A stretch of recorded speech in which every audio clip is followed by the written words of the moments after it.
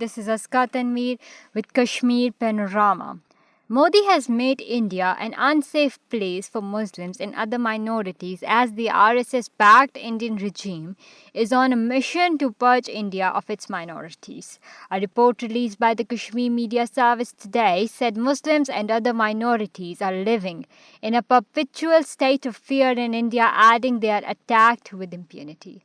It said forcible conversion attacks on mosques and churches and lynching of Muslims by Hindu fanatics is common in Modi's India. Persecution of Muslims, Christians, Sikhs, and low caste Hindus has increased manifold since Bharatiya Janata Party came to power in India. The report said the global experts on genocidal violence have warned that India was preparing for a genocide of Muslims in India and occupied Jammu and Kashmir. It predicted that rights and lives of the Indian religious minorities would remain under threat until BJP's rule in India. The report said unchecked attacks on religious minorities in India is a challenge for the global community and international rights bodies must come forward to save Indian minorities and Kashmiri Muslims from Hindu fascism. Moreover, Pakistan has urged the United Nations Security Council to thoroughly investigate the recurring incidents of the theft and illicit sale of nuclear and other radioactive materials in the neighboring India. According to Kashmir Media Service, a recent Indian media report said that police had arrested 3 smugglers in the western Gopalganj district of Bihar with the rare californium stone, which is highly radioactive and fetches a high price in the international market.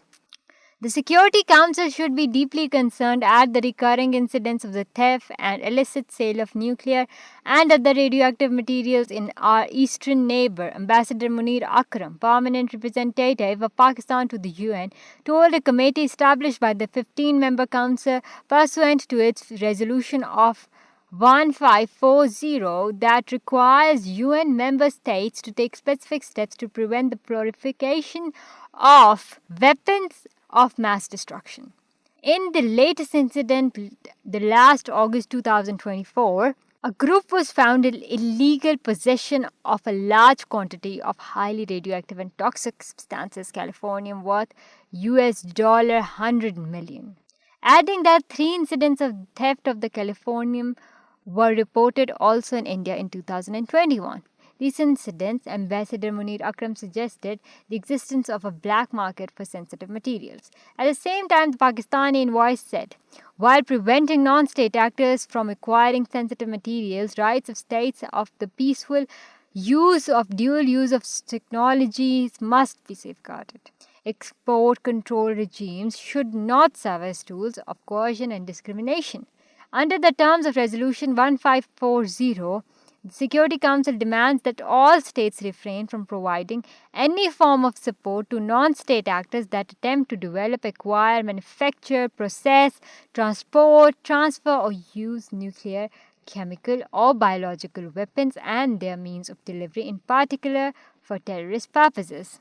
The resolution requires all states to adopt and enforce appropriate laws to this effect, as well as other effective measures to prevent the proliferation of these weapons and their means of delivery to non-state actors, in particular for the terrorist purposes.